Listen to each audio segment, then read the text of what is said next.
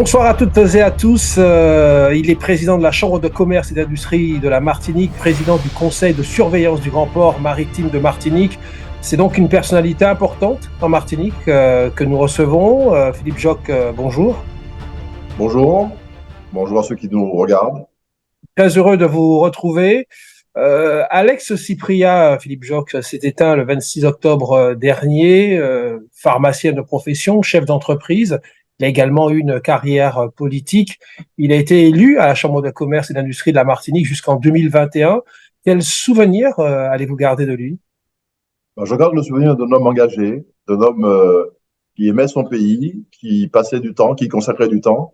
Et un souvenir plus personnel, quand j'ai été élu pour la première fois à la présidence de la Chambre de commerce et d'industrie de la Martinique, c'est à lui que j'avais confié mes délégations de signature, parce que je savais que c'était un homme qui était attentif au développement économique et qui aurait pris soin des fonds de la Chambre comme si c'était les siens propres. Et donc, c'est toujours avec beaucoup d'émotion que je repense à ces moments où il était, je vous dis, le seul à avoir ma délégation de signature. C'est une perte énorme pour l'île.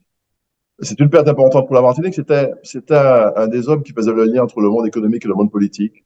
Vous l'avez rappelé, il avait été élu municipal, mais il avait surtout l'oreille de ceux qui dirigeaient la Martinique et la ville de Fort-de-France pendant longtemps. Et donc, c'était quelqu'un qui était écouté, qui était respecté. Alors, transition toute trouvée également pour parler économie. Nous sommes pratiquement, Philippe Joc, à la fin de cette année 2023. Et en matière économique, de façon globale, je n'inclus pas directement la Chambre de commerce pour l'instant. On aura l'occasion de s'étaler sur des programmes et des projets que vous menez à bien tout au long de votre mandature. Mais quel bilan en matière économique faites-vous à date de l'année écoulée, Philippe Joc? Alors, je dirais que c'est une année où on a rattrapé quasiment les niveaux d'avant crise Covid. Une activité qui a été soutenue. Dans le secteur du tourisme, c'est une année où les chiffres 2023 sont supérieurs à ceux de 2019, avec une dépense moyenne par touriste qui s'est maintenue, voire légèrement augmentée. C'est un secteur qui a bien fonctionné. L'agriculture a eu un peu plus de mal, notamment le secteur de la banane qui souffre de l'augmentation du prix des matières premières et d'une baisse des cours. Le secteur du BTP, c'est un secteur qui, chez nous, est en crise. Il n'y a pas de commande publique significative et les difficultés de trésorerie de ce secteur ont été accentuées par la cyberattaque qu'a connue la collectivité territoriale de Martinique en mai 2023. Et donc, c'est un secteur qui est, pour nous, à la Chambre de commerce, source de préoccupation et d'inquiétude. Si on se réfère au commerce, là aussi, c'est un peu contrasté, avec une dépense moyenne dans la grande distribution qui s'est maintenue, dépense globale qui s'est maintenue, mais un ticket moyen qui a baissé, parce que l'inflation a fortement touché les produits alimentaires. Et donc, une des problématiques de l'année à la Martinique, c'est vraiment ce retour de l'inflation que nombre de jeunes n'avaient pas connu et des difficultés très claires, un accroissement de la paupérisation des Martiniquaises et des Martiniquais. Et c'est vraiment à nouveau une problématique sur laquelle il convient de travailler avec urgence et avec des propositions concrètes. C'est la problématique de la vie chère. Ou plutôt, j'aimerais dire, du différentiel de prix entre l'Hexagone et les Outre-mer. On aura l'occasion d'y revenir. Mais vous avez commencé par le tourisme. Pensez-vous, parce que c'est d'actualité, que la Transat Jacques Vabre est un plus économiquement pour la Martinique, véritablement? Mais très clairement, c'est un plus à deux niveaux. Le niveau principal, c'est l'exposition médiatique que connaît la Martinique avec toutes les antennes spécialisées et tous les médias spécialisés qui sont présents, et puis les généralistes aussi, les équipes qui accompagnent les coursiers qui sont venus à la Martinique, qui ont loué des voitures, qui sont hébergés, et ça, c'est un point positif. Sur le deuxième aspect, outre cette exposition médiatique, c'est la dépense que j'évoquais, les dépenses pour le secteur du tourisme notamment, tourisme, location de voitures. Et je pense qu'il est important que nous nous battions pour que cette transat que nous avons pour l'instant à la Martinique, y demeure. Parce que je rappelle que le contrat, c'est un contrat de 2 ans ferme, plus une optionnelle. Il s'agira pour nous de transformer l'essai et de lever l'option pour la 3e année et de tout faire et de de répondre aux attentes des organisateurs pour que ben, dans 4 ans, elles soient encore à l'arrivée à Fort-de-France. Et Nous avons un village, la oui. présence d'Édouard Philippe ne vous a pas rassuré? Édouard Philippe a été assez discret sur le renouvellement ou pas de la destination Martinique pour la Transat. Totalement, oui. J'imagine, parce que nous avons fait beaucoup d'efforts, et les Martiniquais ont fait beaucoup d'efforts, et que les organisateurs étaient sensibles à, au peuple, à la population qui était présente à l'arrivée, notamment dimanche, c'était exceptionnel, c'était presque aussi enthousiaste qu'une arrivée de Tour d'Éole. C'est dire que les Martiniquais aussi commencent à appréhender cette partie de nautisme et de course au large. Alors, restons dans le domaine du tourisme très rapidement. Ouverture de la saison croisiériste. Peu de retombées quand même pour les commerçants martiniquais. Alors, il faut relativiser. Aujourd'hui, vous avez raison, la dépense moyenne d'un croisiériste, celui qui descend à l'escale, est d'environ 70 euros. Si on la compare à ce qui est dépensé à Sainte-Lucie, une voisine, où ils sont à 150 $, nous avons des marges de progrès considérables. La Martinique est trop chère? Non, c'est simplement que nous n'avons pas aujourd'hui assez d'excursions à proposer. De plus en plus, les touristes sont sensibles à tout ce qui est tourisme vert et sentiers botaniques et sentiers d'excursion. Nos sentiers sont malheureusement à l'abandon depuis trop longtemps. Il y a, je crois, un travail à faire avec l'ensemble des commerçants de la ville pour que tout le monde accepte le dollar, qu'on arrive à trouver des solutions pour que ce duty free qui nous a annoncé depuis longtemps soit efficace et effectif. J'ai bon espoir d'arriver avec une des missions de la Chambre, qualité tourisme, qualité commerce, de faire monter en qualité et en compétence nos commerçants pour que la dépense augmente. Mais la destination est toujours prisée, avec cette année une particularité, puisque un certain nombre d'escales de méga yachts, pas de grosses croisières, un certain nombre d'escales se feront au Marin et surtout à Saint-Pierre, qui va accueillir une vingtaine d'escales cette année. Tout à fait. Alors, les fonds européens, Philippe Joc, sont au centre d'une polémique en Martinique, suite aux déclarations sur leur supposée non-utilisation du député européen François-Xavier Bellamy, de passage récemment en Martinique. Vous comprenez cette polémique? Alors, ce que je comprends à la fois du discours de M. François-Xavier Bellamy, mais aussi de Max Orville, le député européen originaire de Martinique, qui alertait déjà lors de son colloque sur les fonds européens, sur les risques de dégagement d'office. Ce que je comprends, c'est qu'il y en aura des dégagements d'office, que nous aurons des dégagements d'office malheureusement. Je pense que le quantum n'est pas fixé à ce jour. Tout a été mis en œuvre, presque tout a été mis en œuvre par la collectivité pour en limiter les effets. Mais pour avoir rencontré le président du conseil exécutif de la collectivité ce lundi, il a dit qu'il... Le 13 avril dernier. Ouais, 13 novembre. Enfin, non, moi je l'ai rencontré... 13 novembre. Ouais. Il a dit qu'il déployait tous les efforts possibles pour limiter les dégagements d'office. Bon, on veut bien lui faire confiance.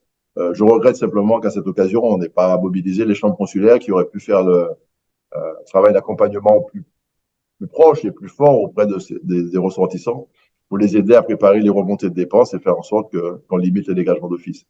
Ce qui est important à ce stade, c'est de tout mettre en œuvre pour que le prochain programme opérationnel, le 21-27, 2021-2027, nous n'ayons pas ces frayeurs à 2 mois ou à 3 mois de la clôture du programme. Alors justement, revenons sur le programme opérationnel 2014-2020. La France a bénéficié d'une enveloppe globale de 27,5 milliards d'euros, FEDER, FSE, FEDER, FEAMP, etc. Cette enveloppe doit être consommée avant fin 2023. Il y a eu une enveloppe supplémentaire qu'ils ont appelée crédit de transition pour les années 2021-2022. 5,2 milliards, dont 866 millions au titre de la relance, plus 3,9 milliards d'euros enveloppe appelée React Europe. Cela fait beaucoup d'argent, Philippe Joc. Vous en êtes où, vous, à la Chambre de commerce, dans l'utilisation de ces fonds alloués par l'Europe? Alors, dès que nous avons connaissance des programmes et des enveloppes, présenté des dossiers, certains d'entre eux ont été retenus, notamment sur la qualité commerce, qualité marché. Nous avons eu un financement dans le cadre du React UE à 100% d'une d'une démarche que nous avons initiée avec les commerçants de toute la Martinique. Les trois EPCI, Cap-Nord, CACEM et Espace Sud ont été concernés. En revanche, un certain nombre de sommes disponibles sur le FSE n'ont pu être mobilisées par nos soins, bien que nous ayons déposé des dossiers à la collectivité de Martinique. Le temps de réponse de la collectivité était tellement long que la mise en œuvre n'aurait pas été possible avant le 31 décembre 2023. Et nous avons donc retiré 2 ou 3 propositions qui allaient dans le sens de l'accompagnement de nos jeunes Martiniquais, faute de réponse dans des délais raisonnables par la collectivité territoriale de Martinique. Alors, je connais votre intérêt pour la transition numérique, l'accompagnement des entreprises locales, sans oublier l'international avec le MTL Connect. Là aussi, quel bilan tirez-vous au niveau de la Chambre de commerce de ces actions, de ces programmes? Alors, sur ce qui a trait à la transition numérique, nous avons poursuivi avec CCI France et en local un accompagnement à la transition numérique avec des diagnostics, avec des accompagnements, avec des webinaires pour faire monter en compétences un certain nombre d'acteurs, avec un focus particulier sur le secteur du tourisme, où nous avons accompagné plus fortement la transition numérique de ces acteurs. Sur ce qui concerne les transitions environnementales, là aussi, dans le cadre de partenariats anciens, mais efficaces avec l'ADEME et l'Office de l'eau, nous avons poursuivi l'accompagnement des entreprises tout secteur, là aussi avec une attention particulière pour le secteur du tourisme, parce que nous sommes persuadés et convaincus à la Chambre de commerce et d'industrie que nombre de touristes vont choisir une destination en fonction de l'empreinte carbone que ce voyage laissera. Et donc, nous essayons, avec nos ressortissants, de faire en sorte qu'ils intègrent bien tous les principes de développement durable. Alors, on en a parlé tout à l'heure. Vous avez rencontré, dans le cadre d'une consultation en cours sur l'évolution institutionnelle, le président, Serge Letchimy, président de l'exécutif de la collectivité territoriale de Martinique. Il vous a reçu, ainsi qu'une délégation d'élus au bureau de la Chambre de commerce et d'industrie, le 13 avril dernier, je le rappelle. Vous avez été interrogé sur la position de la CCI sur les évolutions statutaires souhaitées par le Congrès des élus de Martinique. Quelle est votre position à la Chambre de commerce sur cette question? Alors, effectivement, le 13 novembre, nous avons été reçus par le président du conseil exécutif, accompagné de plusieurs de ses collaborateurs et d'un élu, Alexandre Matador. La question qui nous a été posée après un exposé liminaire du président du conseil exécutif était quelle est la position de la Chambre de commerce et d'industrie sur l'évolution statutaire. Je lui ai très spontanément répondu que ce sujet n'ayant pas été abordé, n'étant pas sur la table lors des élections consulaires en novembre 2021, je n'avais pas mandat des ressortissants de la Chambre pour avoir une position sur cette évolution institutionnelle. L'engagement que j'ai pris, en revanche, c'est de consulter les élus de la Chambre, avec une consultation qui sera élargie à un certain nombre d'acteurs qui ne sont pas élus de la Chambre, mais qui ont un poids significatif au territoire. L'engagement que j'ai pris, c'est de consulter ces différents acteurs économiques à la lumière des 8 résolutions qui seront prises par le Congrès des élus de Martinique. Et seulement à ce moment-là, avec un mandat clair et un échange partagé par tous, je pourrais donner une position pour la Chambre de commerce et d'industrie. Je n'ai pas mandat pour le faire. Sur cette question, il y a un rapport de force entre la collectivité territoriale de Martinique et l'État, hein, très clairement. Monsieur Letchimy cherchait des alliés au niveau de la Chambre de commerce? Je pense que le président Letchimy l'a dit, ce qu'il veut, ce qu'il souhaite. Le cas, c'est que l'ensemble des acteurs politiques, sociaux, culturels soient à ses côtés pour défendre sa position d'évolution institutionnelle auprès de l'État. L'autonomie, c'est ça, comme le souhaite la Corse? À titre personnel, si je comprends la nécessité d'évolution et de pouvoir normatif supplémentaire. Vers l'autonomie, c'est ça, Monsieur Jorque? Je suis plus réservé sur le pouvoir fiscal, mais il faut, et là je sors un peu de ma casquette de président de chambre, mais je parle en tant que citoyen, il faut qu'on nous dise précisément quel bilan on fait des opérations et des compétences que nous avons déjà, quel bilan et quelles dispositions on peut tirer de la loi 3DS, qu'est-ce qu'on a fait des habilitations et pourquoi on n'en fait pas plus. Une fois qu'on aura fait ce bilan, s'il est positif, je ne doute pas un seul instant que l'ensemble des acteurs seront favorables à l'élargissement. Mais je pense qu'il faut d'abord, par l'exemple, démontrer qu'on a été efficace avant de réclamer plus de pouvoir. Et surtout, lors de l'échange, je n'ai pas eu le sentiment qu'il y avait très clairement des, un chemin ou plutôt une vision qui sous-tendait cette volonté de plus de pouvoir local. Suite à la polémique avec le président Letchimy, les choses se sont apaisées ou pas entre vous? Tout va bien? Mais je n'ai pas souvenir d'avoir personnellement été en situation de polémique avec le président du conseil exécutif. C'est vrai que l'élection au conseil de surveillance du Grand Port a laissé quelques traces de son côté. Personnellement, je considère que j'étais tout aussi légitime que le maire de Fort-de-France, Didier Daguerre, être candidat à cette élection. Que, en tant que président sortant, nous avions, avec l'équipe, un bilan à défendre. Nous avons une vision du port et une volonté d'accompagner sa transition. Nous militons depuis plusieurs années dans le cadre d'un plan stratégique qui a été, je le rappelle, voté à l'unanimité, y compris par les représentants de la collectivité Tout à fait, territoriale. oui. Nous militons pour un port citoyen, un port vert, un port qui prépare la transition énergétique, un port ouvert sur la ville. Et donc, pour toutes ces considérations, j'avais considéré que je pouvais être candidat. Il se trouve que l'élection a été démocratique, que l'État s'est abstenu et que les 13 Martiniquais qui étaient présents ont voté et le résultat a été ce qu'il était. Et donc, je pense, j'espère en tous les cas que c'est aujourd'hui un épisode oublié par le président du conseil exécutif. Alors, revenons sur l'encadrement que la Chambre de commerce et ses élus et ses agents mènent auprès des entreprises locales qui rencontrent des problématiques d'attractivité commerciale. Vous étiez le 7 novembre dernier dans la commune de Saint-Esprit. Est-ce que vous estimez que aujourd'hui, à quelques semaines de la fin de l'année, vous estimez que les entreprises que vous avez accompagnées ont compris justement comment être plus attractives commercialement, Philippe Joc? Oui, on peut noter une appétence des entreprises et des entrepreneurs pour les programmes, les labels qualité que nous déployons. C'est bien la preuve que ils y trouvent leur compte.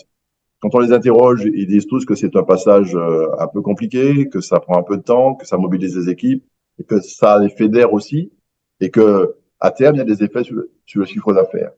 Ce que je peux noter en revanche, et qui me préoccupe beaucoup, c'est l'absence de dynamisme des centres-villes et des centres-bourgs. Et nous avons décidé, avec l'équipe de la Chambre de commerce et d'industrie, d'aller régulièrement en commune à la rencontre des commerçants des centres-bourgs et des centres-villes pour voir comment on peut, en lien avec les municipalités en place, comment on peut accompagner cette redynamisation des centres-bourgs et des centres-villes qui est indispensable. Ce commerce de proximité qui prend encore plus d'ampleur et plus de place, notamment en raison du vieillissement de la population et de l'impossibilité pour certains de continuer à aller faire leurs courses dans les grands centres commerciaux. Succession, etc. Oui. Voilà, il y a urgence à redynamiser les centres-bourgs et les centres-villes. Je pense pas seulement celui de Fort-de-France qui me préoccupe beaucoup. Nous sommes à quelques semaines de Noël. Il n'y a pas de guirlande, il n'y a pas d'animation particulière visible. Et je pense qu'il faut. Port-de-France est-elle encore la capitale de la Martinique? Oui, Fort-de-France est toujours la capitale administrative de la Martinique. Administrative. Vous faites bien de le souligner. La commune la plus attractive, ce serait le Lamentin aujourd'hui? Alors aujourd'hui, quand on regarde les chiffres de création d'entreprises et d'évolution, depuis plusieurs années, c'est le Robert qui attire le plus d'entreprises et qui a un volume de création significatif. C'est vrai qu'ils ont un centre commercial en périphérie qui a beaucoup attiré et une zone industrielle qui a encore de belles entreprises. Et donc, en termes de création d'entreprises et de dynamisme, aujourd'hui, ce serait plutôt numéro 1 le Robert, numéro 2 la Montagne. Alors, depuis le 1er janvier 2023, Philippe Joc, il y a un guichet unique des formalités électroniques d'entreprise qui a été mis en place. C'est le seul guichet des formalités des entreprises. Est-ce que cela prend véritablement numériquement auprès des entreprises que vous accompagnez? Chez nous, c'est très problématique. Outre les difficultés et les différents bugs que cet nouvel outil À générer, oui. il y a vraiment chez nous une difficulté. gérions à l'époque le centre de formalité des entreprises, on accompagnait la création. Je rappelle, et j'ai eu l'occasion de le dire au ministère des Outre-mer, nombreux sont ceux qui créent leur entreprise pour créer leur emploi. Et ceux-là n'ont pas toujours la technicité et le savoir-faire et la compétence pour établir eux-mêmes leur document de création. Et ce que je crains, c'est que ce tout numérique les renvoie ou les maintienne dans l'économie informelle.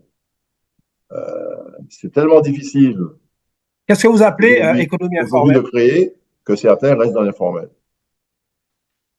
Qu'est-ce que vous appelez économie informelle? Ben, c'est le job, le non déclaré. Euh, alors que avec la crise Covid, nombre d'entre eux avaient voulu se régulariser parce qu'ils avaient réalisé qu'il n'y avait pas d'aide Covid, il n'y avait pas d'aide d'État pour ceux qui étaient dans l'économie informelle. Ben, ils ont voulu se régulariser. Certains qui viennent aujourd'hui ont du mal à remplir à faire le tout numérique. Et c'est une préoccupation qui avait été reportée par l'ensemble des chambres de commerce et d'industrie d'outre-mer en disant attention, chez nous et dans les zones rurales de l'Hexagone, se posera le problème du tout numérique.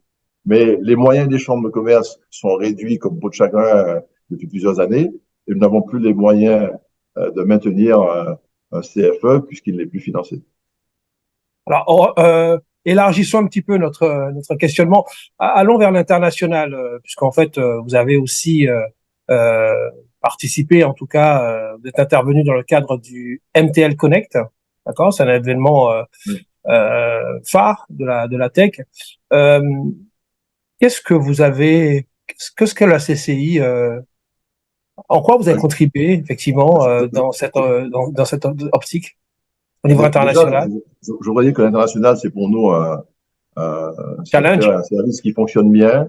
Il y a vraiment un potentiel à déployer les entreprises, à les aider à se déployer à l'international. Quand vous dites un potentiel, ça veut dire Caraïbes. qu'aujourd'hui, il n'y a pas d'entreprise martiniquaise déployée à l'international? Non. Il y en a qui sont à l'international, mais nous, ce que nous souhaitons, c'est qu'il y en ait encore plus. Et je crois que aujourd'hui, tout le monde prend conscience qu'il est facile, ou plus facile en tous les cas, d'exporter les savoir-faire et les techniques et les compétences que des biens et produits. Donc, nous accompagnons à la fois ceux qui veulent exporter leurs produits, je pense au rhum en particulier et à l'agroalimentaire, mais nous accompagnons aussi tous ceux qui, dans le numérique, dans les énergies renouvelables, dans la mode, ont des projets à l'export. L'export, c'est pour nous important. Nous avons un marché qui est étroit, qui se rétrécit avec le principal problème de l'économie martiniquaise et de la société martiniquaise, c'est la baisse démographique. C'est une préoccupation très forte et donc nous pensons qu'il faut s'ouvrir vers le monde et accompagner les entreprises. Quand vous dites s'ouvrir vers le monde, vers quoi? La Caraïbe, ou bien l'Angleterre, les États-Unis, l'Europe? Il y a pas de limite. Nous avons les entreprises que nous accompagnons qui sont aujourd'hui qui se déploient en Afrique. Nous avons des entreprises qui intéressent le Canada et les États-Unis. Nous avons très récemment organisé une visite d'acheteurs. Il y avait 8 acheteurs canadiens et américains qui étaient présents en Martinique et qui ont découvert quelques produits. À date, 2 contrats ont déjà été signés. On espère que les entreprises qui étaient engagées dans la démarche seront à nouveau sollicitées. Et je pense qu'il est important de montrer la qualité de ce qu'on produit et de montrer et de raconter notre histoire à travers les produits que nous fabriquons. L'EGC Martinique Business School, qu'est-ce que ça a donné? C'était aussi l'un de vos programmes phares. Oui, ce que je veux dire sur cette école, c'est que nous avons ouvert des formations en alternance en 3e année et qu'elles ont rencontré beaucoup de succès. Et j'apprécie et je profite de votre antenne pour remercier les chefs d'entreprise qui ont joué le jeu en prenant les jeunes dans l'alternance. C'est un pari. Mais au-delà de l'EGC, ce que je veux dire sur la formation, c'est que nous avons franchi un cap et que nous avons signé des partenariats avec l'École de management de Normandie, l'EM Normandie, pour que le parcours grande école puisse se réaliser en Martinique. Nous ouvrons les formations à des étudiants de la Caraïbe. Nous avons cette année un Saint-Lucien et un Haïtien. Et l'idée, c'est vraiment de faire de Skill for Campus la vitrine de la formation et de l'excellence de la formation martiniquaise. Alors, rappelons tout de même, Monsieur le Président, que l'EGC Business School, ce sont des écoles créées il y a plus de 30 ans par les chambres de commerce et d'industrie, quand même. Hein. Absolument. Voilà, il y a avec 16 campus dans l'Hexagone et 4 en Outre-mer. avec la possibilité pour les étudiants de changer de campus. On peut commencer à Fort-de-France et finir à Brest. On peut commencer à Brest et poursuivre à Fort-de-France. Et ça, je crois que c'est quelque chose d'intéressant pour les étudiants. Le niveau est satisfaisant. À l'époque, ce qui avait milité pour la création de cette école, c'était l'absence d'encadrement intermédiaire dans les entreprises locales.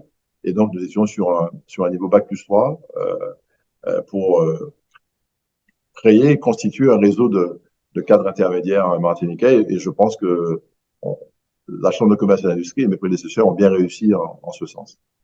Avec le premier After Skillfor, qui a eu pour thématique le tourisme, à quelques mois de l'ouverture de la saison touristique, justement, est-ce que vous pensez que les candidats d'aujourd'hui sont la relève de demain?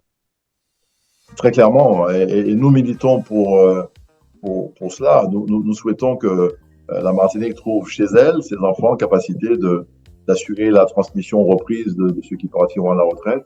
Et c'est un sujet de préoccupation et sur lequel la Chambre, en lien avec la Chambre de commerce des îles de Guadeloupe et les chambres de métiers de Martinique et de Guadeloupe, nous avons mis l'accent sur la transmission reprise parce que le vieillissement de la population touche aussi les chefs d'entreprise. Nous avons près de 20% de nos ressortissants qui sont âgés de plus de 60 ans.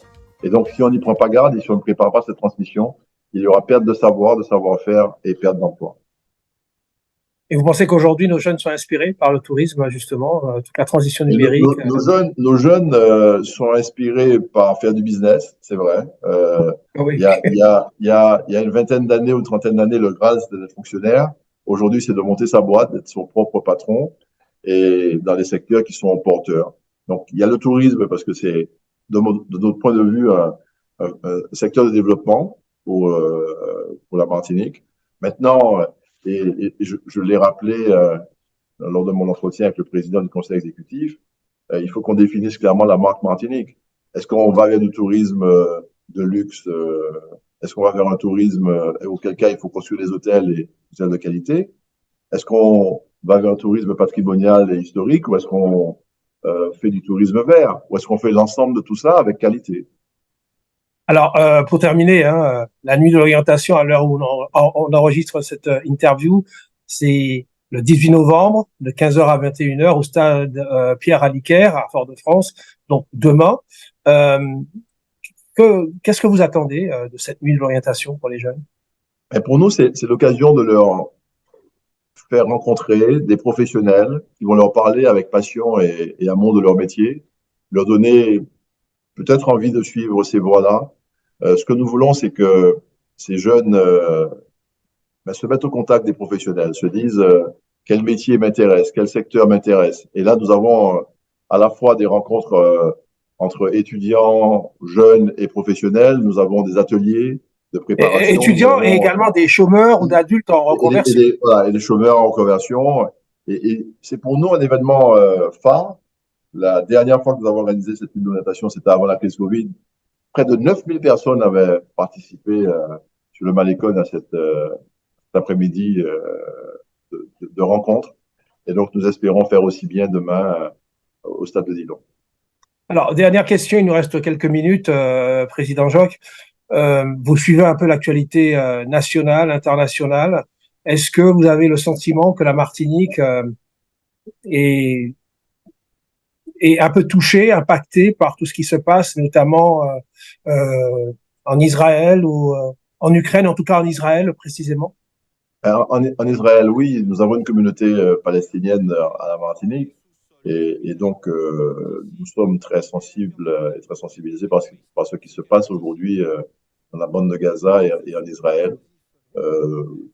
Personnellement, je considère que toutes les vies se valent et qu'il n'y a pas de raison qu'aujourd'hui les Palestiniens connaissent ce qu'ils vivent aujourd'hui. Même si je condamne, mais avec la plus grande fermeté, les actes terroristes du Hamas. Plus de 1700 actes antisémites sur l'Hexagone, sauf en Corse. En Martinique, vous en avez dénombré ou pas? À ma connaissance, il n'y en a pas. Il n'y en a pas eu, à ma connaissance. Écoutez, Philippe Joc, je vous remercie d'avoir répondu à nos questions. Votre prochaine actualité avant la fin de l'année, c'est? Ben, avant la fin de l'année, c'est la transmission reprise, réorganiser une grande manifestation autour de cette thématique, parce que pour nous, c'est vraiment un sujet phare de la mandature actuelle. Reprise d'entreprise, bien sûr. Reprise d'entreprise, bien sûr, transmission et reprise d'entreprise. Avec M. Zaméo, que nous avions interrogé. Là-dessus. Très bien. En tout cas, d'ici là, très bonne fête de fin d'année, M. Philippe Joc, et je vous remercie d'avoir répondu à nos questions. Merci beaucoup et à bientôt.